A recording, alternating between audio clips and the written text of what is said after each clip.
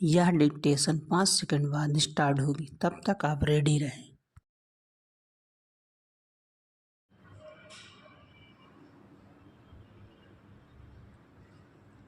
Ready start. महोदय, हमारा जो संविधान तैयार हुआ है उसमें भी इस बात का प्रयास किया गया है कि देश में लोकतंत्र पूरी तरह से लागू किया जाए और जनता को लोकतंत्र की सारी सुख सुविधा मिल सके।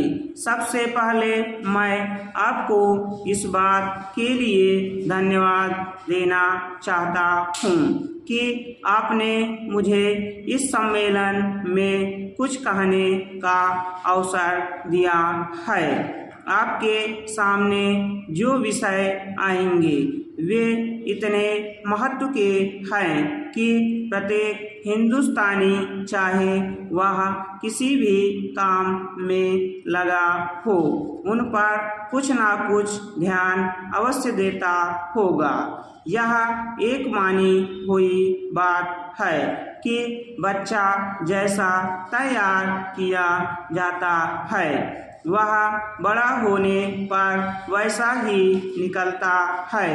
शिक्षा का काम यही है कि उसको अच्छी तरह से सुलझे तरीके पर तैयार करे और उसको इस योग्य बनाए कि उसे जिस किसी भी काम में लगाया जाए वह उस काम को कुशलता और सफलता के साथ पूरा कर सके।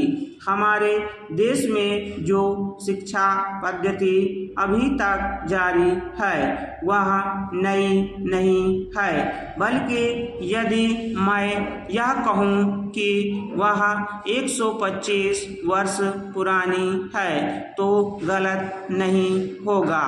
125 वर्ष पहले जिस उद्देश्य को सामने रखकर यह शिक्षा पद्धति जारी की गई थी वह उद्देश्य अब नहीं रहा, पर शिक्षा पद्धति अब तक लगभग वही है। मैं मानता हूँ कि इस बात का प्रयत्न किया जा रहा है कि उसमें परिवर्तन किया जाए जिससे हमें अपनी आवश्यकताओं की पूर्ति में सहायता मिल सके। जहाँ तक मुझे मालूम है इस काम में अभी तक हम सफल नहीं हुए हैं। मैं तो शायद यह भी कह सकता हूँ कि उस शिक्षा पद्धति को बदलने में जो प्रयास किया जाना चाहिए था वह अभी तक नहीं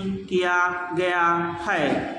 इस देश में या सभी देशों में शिक्षा के 3 भाग होते हैं। एक तो वह जिसमें छोटे छोटे बच्चों को शिक्षा दी जाती है, दूसरा वह जिसमें युवावस्था के पहले बड़े होने तक और तीसरा वह जिसमें युवावस्था के विद्यार्थियों को शिक्षा दी जाती है। इन तीनों भागों की शिक्षा पद्धतियाँ अलग अलग हैं, परंतु वे एक दूसरे से मिलते जुलते होते हैं और एक से दूसरे में जाने में कोई कठिनाई नहीं होनी चाहिए।